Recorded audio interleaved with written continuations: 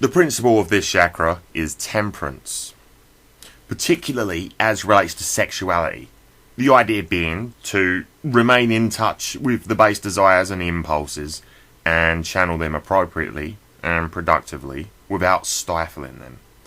With the first chakra, the issue was grounding and how one should avoid being dependent on others for survival, be it survival of your identity or survival in terms of basic physical needs. The second chakra deals in large part with the base desire of sex. This chakra doesn't require a lengthy explanation, as at its core it's a fairly straightforward concept. When the energies of this chakra are too far yang, the individual is prone to excessive sexual fantasy and likely to spend a majority of their time with the curtains closed, banging one out. Now, for obvious reasons, this is quite unhealthy. The energy of this second chakra also relates to creativity. So it's no real surprise that the combination of sexuality and creativity would culminate in excessive sexual fantasy when left unmoderated. Therefore, discipline is essential. It goes back to the tripartite soul. The rational and the emotional governing the appetitive. The emotional tempered by the rational. So, sexual discipline is key. That being said, what happens when the polarity of this chakra is too far yin? Well, when the second chakra is too far yin, the energy will manifest itself as sexual repression.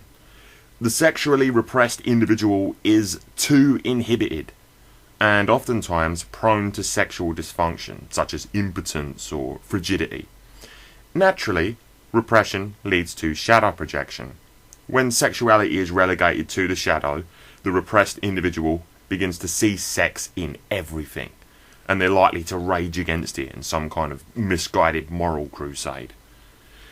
We should be careful with distinction here because, as I earlier noted, sex is essentially everywhere, in both an overt and a subliminal way.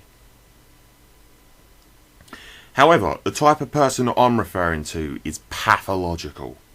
This type of person sees a child in a swimming costume and screams, "Paedophilia!" They see classical art that contains non-sexual nudity and they label it pornographic. Now again, sex is being used against us and is particularly prevalent in the music industry. That's axiomatic. But the sexually repressed individual projects sex into anything and everything. Well, this is somewhat troubling, as sexually pathological individuals, such as paedophiles, do exactly the same thing. They view innocent and completely non-sexual things through a perverse lens. The only difference is that they approve of it. So that is the key distinction between the yang and the yin manifestations of the out of balance second chakra. This chakra deals also with the emotions, which I discussed at length earlier in this presentation. So we're talking full-blown id, combined with imagination and creativity. With the root, it was more a case of how the sexual instinct factors into your development as a human being, how much you allow yourself to be defined by your libido, and motivated more by that than by higher aspects of yourself. With the navel chakra, the matter in question is more the urge in and of itself, and not letting that urge govern you. The same is true of the emotions, thumos. I spoke earlier of how the emotions should not be repressed and cast into the shadow, but technically you can't really repress the emotions because emotions are involuntary. At least you can't fully repress the emotions. It's more the case that you repress your ability to express those emotions, to express yourself. Expression then goes into your shadow, and you develop all kinds of deep-seated emotional problems, like resentment, for instance.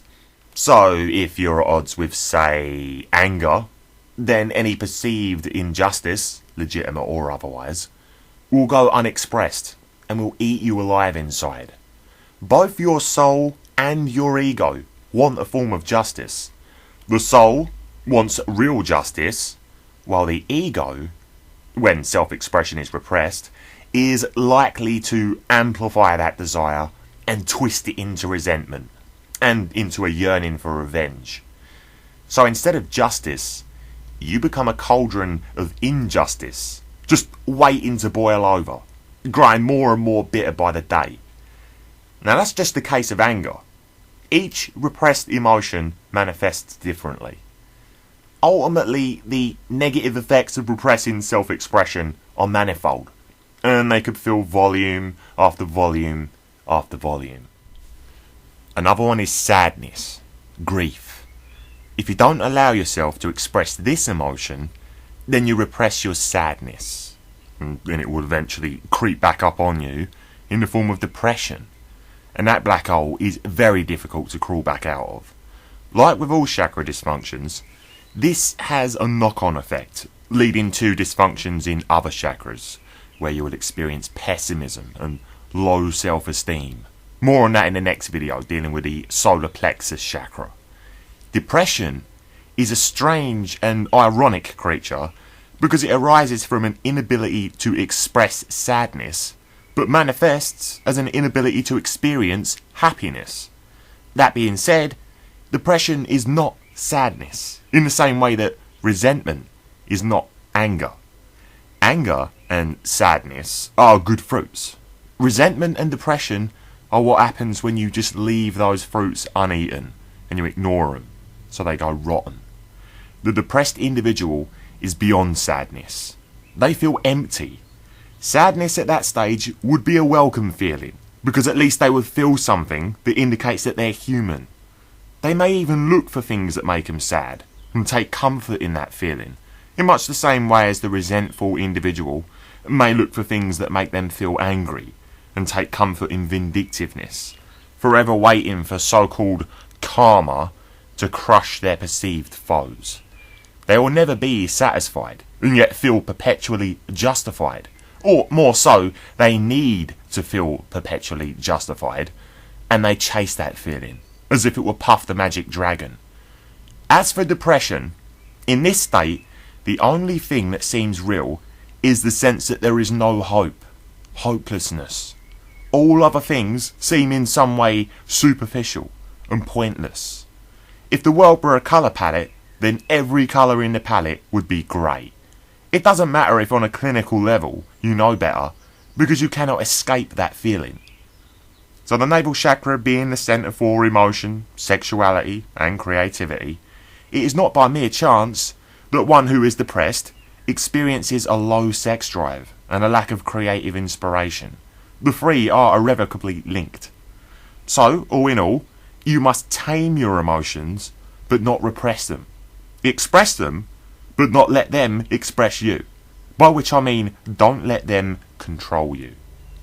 Temperance is what is required to channel your creative energy in a productive manner. So, with that being said, let's move on now to the third chakra,